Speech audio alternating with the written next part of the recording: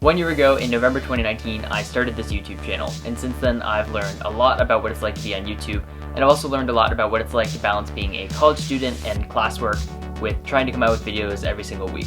So I decided today I'd do something a little bit different and do a recap video talk about what it's been like 1 year on YouTube. So if you're someone who's interested in starting a YouTube channel, or if you're someone who's a college student and you're just curious about what that's like, well, keep watching. It's probably been about 1.5 years since I first got really interested in the idea of doing filming and editing. And originally I just didn't know what I should be filming and editing. So I tried filming videos for somebody else, then I started doing some videos where I was recording voiceovers and doing screencasts, and neither of those things really stuck. So I finally decided I was going to start my own YouTube channel where I was going to be the one in front of the camera and behind the camera and doing all the editing. And I was going to talk about college, Georgia Tech, and computer science stuff because that's what I know about. And to be completely honest, I'm not an expert in computer science. And at the end of the day, I'm just another college and Georgia Tech student. But what this channel gave me was a platform to talk about my experiences and share them with others and hopefully help them. But more importantly, probably for me, was it gave me a chance to hone my skills in filming and editing, which is something I desperately wanted to do.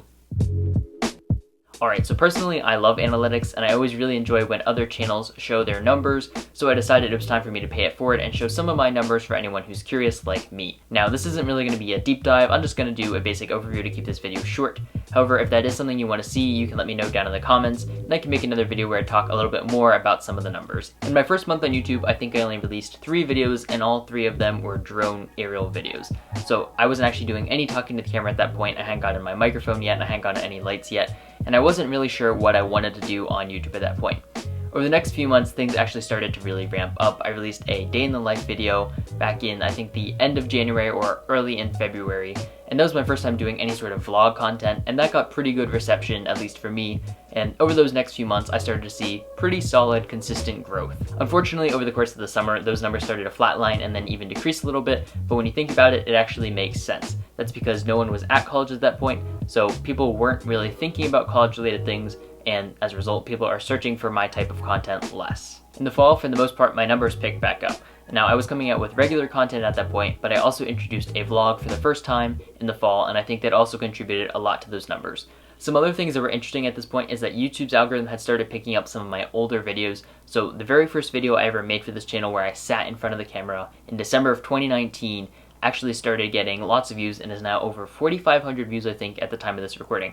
Which to me is crazy because I had never made a YouTube video before that. The editing was terrible, and by the end my light was dying and I was sitting in the dark. And this video of me sitting in the dark, staring at myself on the screen with its ridiculously long intro, for some reason is my most popular video on my channel. I've released over 60 videos in the past year, and that is my most popular video. And I think there's 2 main takeaways for this. And the first one is, even if you don't have the production quality that you want, if you have something interesting and important to say, people are willing to listen and not worry too much about the fact that your video looks like you have no idea what you're doing, because I had no idea what I was doing. And I guess the second takeaway would be, you never know when the YouTube algorithm is going to latch onto one of your videos.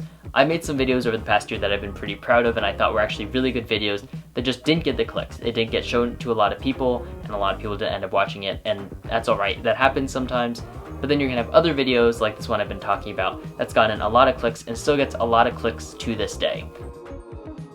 So I guess at this point the next thing I should talk about is earnings, or in my case, the lack of earnings. I have actually not made a single cent off of this YouTube channel at this point. You've probably noticed you've never watched ads on any of my videos, and that is because my YouTube channel is not monetized.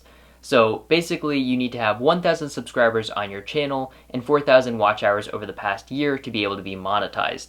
So I have not met those numbers, obviously, hence I am not monetized. And in fact, I guess if I think about it, I've lost money because I've spent money on gear and on my editing software, and the truth is I really don't mind that too much because I know that I enjoy doing these videos, and I also know that hopefully they're helping some people out there.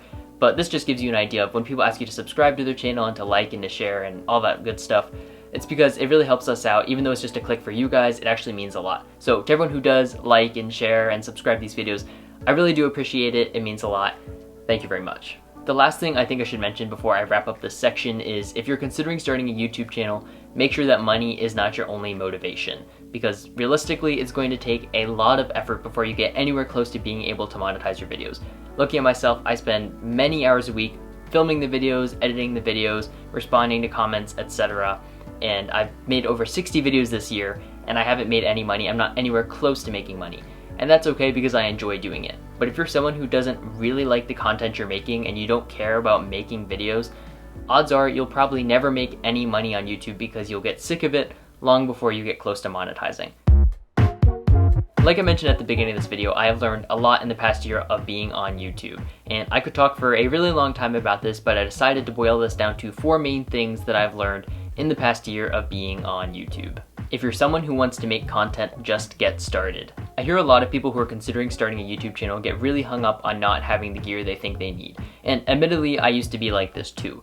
But what I realized is, in the first few months especially, you're just going to be doing a lot of learning, seeing what works, what you're interested in, and what your equipment that you already have is actually capable of. And in the first few months, you might actually realize you don't really need all of that expensive gear that you thought you did to make good videos, at least not yet. Looking back, I used to think that I needed a gimbal, otherwise I wouldn't be able to make any vlogs. And what I realized is, at least for my phone, the stabilization is pretty much good enough on its own that you can get by without it. Sure, having a gimbal might make it a little bit smoother, but realistically I could save myself a lot of money and still make pretty good content without it. Balancing college and having a constant stream of videos can be tough. There's times in college when you're not busy and you have plenty of time to record videos. There's also times in college when you're completely swamped and you don't think you have any time to make videos. Unfortunately, viewers on YouTube don't expect you to release 4 videos in a row and then nothing for a month. It's generally accepted that on YouTube you want to be coming out with content regularly. So for example, I try to come out with videos every week, sometimes 2 videos a week, just to make sure I'm consistently coming out with content. Now, depending on your niche, you might be able to pre-record some content and schedule it to be released later, so if you have a lot of time you can batch up a bunch of videos. However, some people can't do that or don't have the discipline to do it. And the reason why I talk about this is it's important to work on your time management if you really want to dedicate yourself to doing YouTube videos. There's been a lot of times where I had to pencil in times where I was going to do editing or filming or just anything else related to YouTube to make sure I had time for it and I didn't just let it sit there for a few weeks without me touching my channel. Having a niche is good, but don't let it box you in. There's been some times throughout the history of this channel that the college niche has made me feel a bit constrained.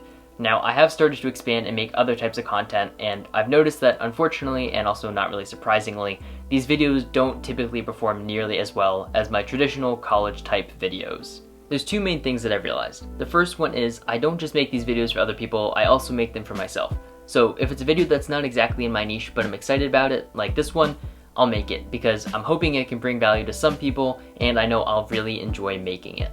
And the second thing is it's important to diversify your audience. I'm currently a college student, but in 6 months I'll be graduating from college and I'll probably still make some college videos, but realistically my content will probably be moving to other types of things. As a result, if I only made college videos, unfortunately when I stop making college related content, I'm no longer going to have an interested audience. So it's really important to start coming out with other types of content that I'm interested in, and I'm planning on doing that more and more in the future to hopefully build up my audience with some different people who are interested in different things and not just college students who want to see another college student talking about their experiences. There will be people who don't like your content. It was a little while before I got my first dislike on the channel, and I tried not to let it bother me, but ultimately it can be tough when you realize that someone went out of their way to click a button to say that they really did not like your video. Now, this is something that I still struggle with, and it's tough when I see dislikes and people unsubscribing from the channel, but overall I am really lucky because you guys, the audience, have been really supportive of this channel. And what I'll say is, try not to get too hung up on the analytics. When I'm not happy with how a video is doing or people are unsubscribing or disliking the video, I ask myself 2 questions. Did I have fun making the video, and do I think I made a good video? And if the answer to both of those questions is yes, then that's all that should matter.